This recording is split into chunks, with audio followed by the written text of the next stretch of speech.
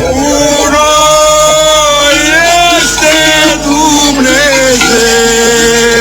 11 metri pentru cei cu cernici. Ceaușescu, ci că ar fi fost înmormântat cu 2 perechi de ciorapi, unii roșii pe dedesubt și alții negri pe deasupra, dar nu e în mormântul lui, ci e sub un copac sau lângă un copac și că l-au băgat direct în beton. Aflăm acum la 20 de ani. Astea sunt informații tip OTV, preluate și în ziare. N-am mai avut OTV-uri, sau nu m-am mai uitat eu, n-am mai văzut. Moartea soților Ceaușescu. În această noapte vor fi dezgropați. De obicei așa vedem pe OTV. Deci când dăm, la asta te aștept să vezi pe ecran. În această noapte vor fi dezgropați soții Ceaușescu, după care vor fi aduși direct pe masa din studioul OTV. Și de desubt în banda urmează Gigi Becali. Da. Da, asta este, fraților, vestea pe care o aștept de la acest post. Să văd aduse 2 bucăți de pământ, să spună ăsta este el și ăsta este ea.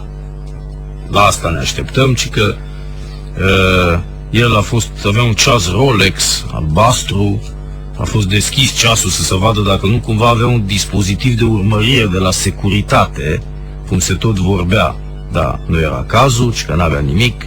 Avea o simplă bucată de hârtie în buzunar, pe care scria numele lui Vasile Milea și niște medicamente, dar care nu erau cianură, erau niște medicamente obișnuite. Elena Ceaușescu, că nici măcar nu avea agrafe de aur în păr, ci agrafe simple din baga sau plastic.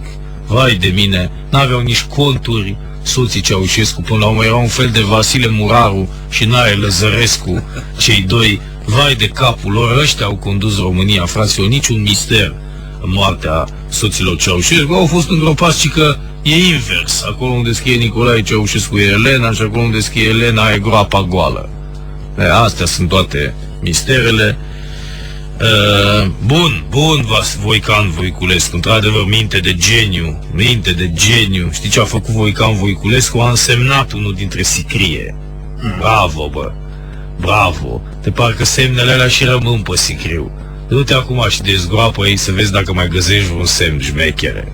Bă, ați avut o minte că așa ați și condus România. Tu ce crede? Până a doua zi ținea semnul, sigur, da? Nu știu dacă a doua zi venea cineva să-l dezgroape pe Neanicu. Că a doua zi se duceau toți la televiziune și ziceau, am și eu un anunț de făcut. Am un anunț de făcut. Fac un apel. Dar la mine, în fața blocului, de 2 zile își repară unul mașina, doamnă. De 2 zile și-o repară.